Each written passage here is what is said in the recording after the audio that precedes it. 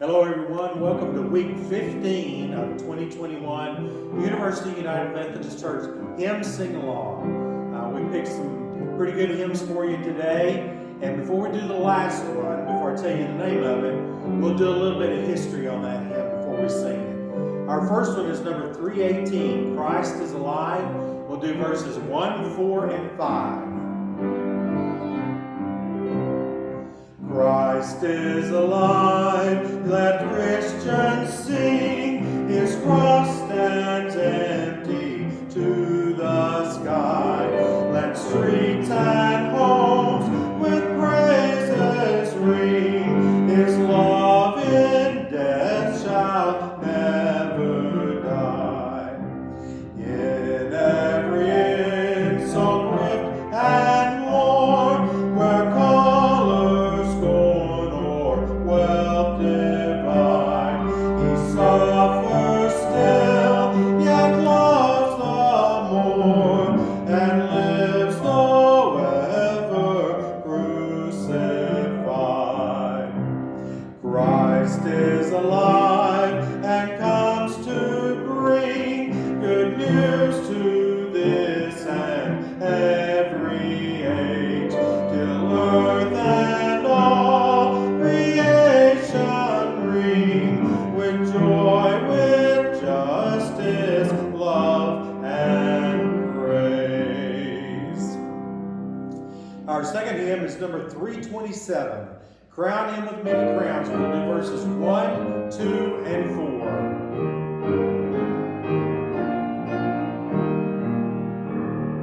Crown him with many crowns, the Lamb upon his throne. Hark how the heavenly anthem drowns all music but its own. Awake my soul and sing of him who died for thee, and hail him as thy matchless King through all eternity. Crown him the Lord of life, who triumphed o'er the grave, and rose victorious in the strife for those he came to save. His glories now we sing, who died and rose on high, who died eternal life to bring, and lives that death may die. Crown him the Lord of love, behold his hands and side, those wounds yet visible above, in beauty glorified. All hail, Redeemer, hail, for thou hast died for me. Thy praise and glory shall not fail throughout eternity. Our third hymn today is number 359, Alas, and did my Savior bleed? And we'll do verses 1, 3, and 5.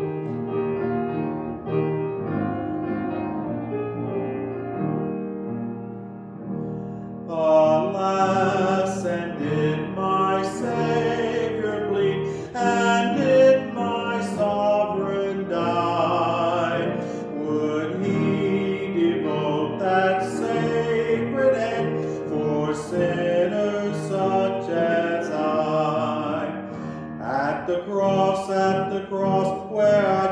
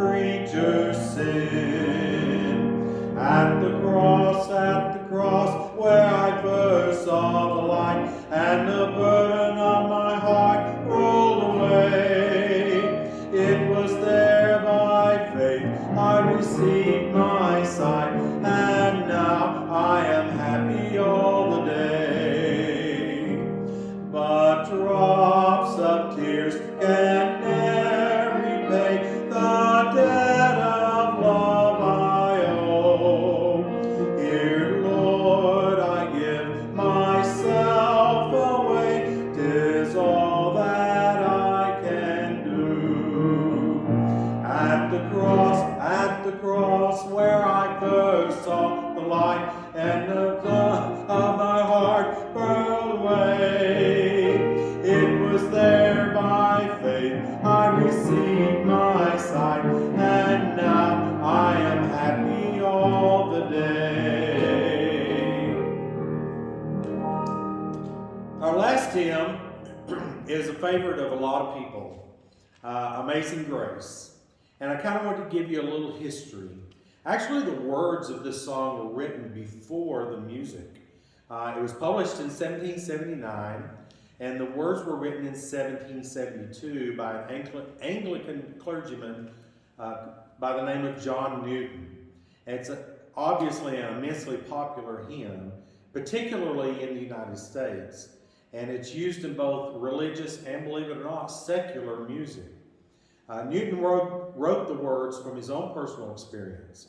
He grew up without any particular religious conviction, but his life's path was kind of formed by some twists and turns that were often put into motion by others. They were kind of a reaction that took because he was a bit of an insubordinate. He was conscripted in the service. In other words, he was drafted into the Royal Navy. And after he left the Navy, he became involved in the Atlantic slave trade. In 1748, there was a violent storm off the coast of County Donegal, Ireland, that battered his ship. And it was so severe that he actually called out to God in mercy. That moment marked his spiritual conversion. But he continued the slave trade until about 1754, 1755.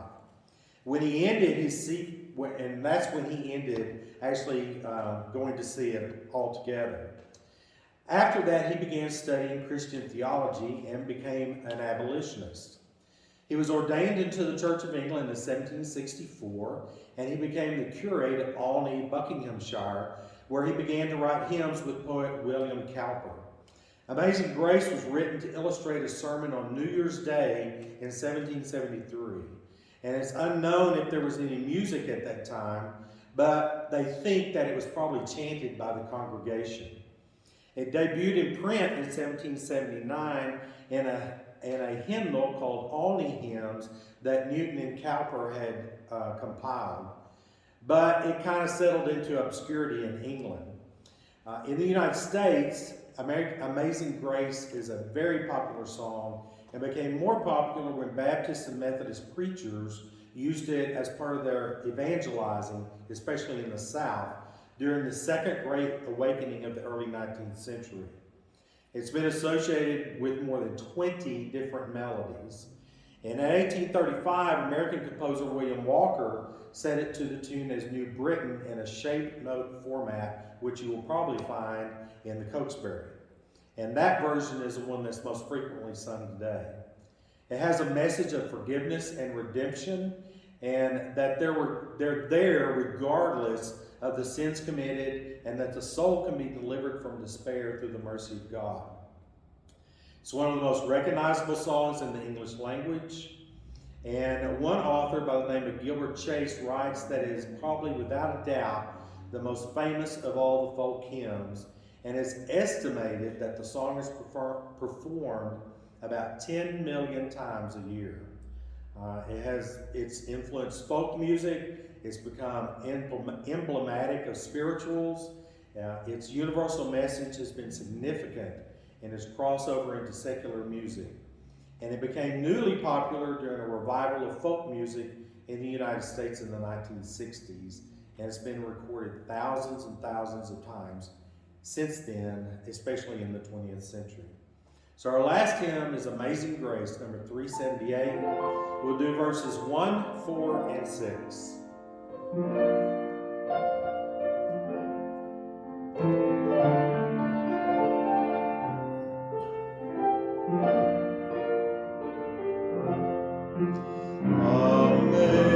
Amazing grace, how sweet the sound that saved a wretch like me.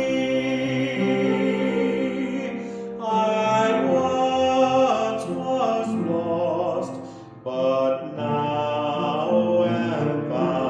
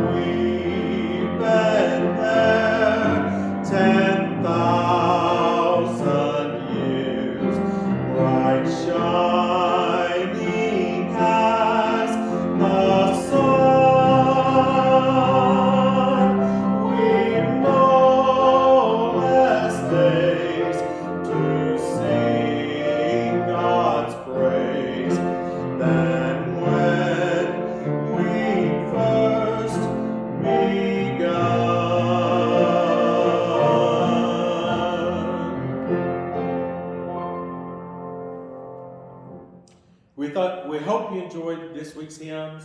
Come back and visit with us next week. Be sure to take care of yourselves and take care of each other.